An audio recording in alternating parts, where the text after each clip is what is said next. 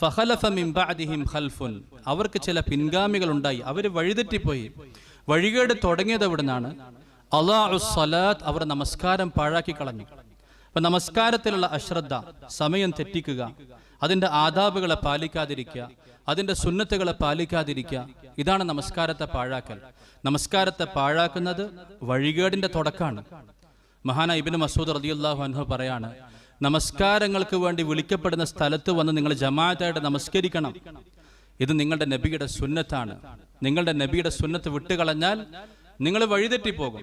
അപ്പൊ ഏറ്റവും പ്രധാനപ്പെട്ടത് ഈമാൻ നിലനിർത്താൻ, ഈമാനിക ഗുണങ്ങൾ നമ്മുടെ ജീവിതത്തിൽ ഉണ്ടാകാൻ, അള്ളാഹുമായുള്ള ബന്ധം ശരിയാകാൻ നമുക്ക് വേണ്ട സംഗതി നമസ്കാരം നന്നാക്കലാണ്. അപ്പൊ ഇനി നമസ്കാരത്തിൽ നമ്മൾ മുൻഗാമികളിലേക്ക് മടങ്ങണം.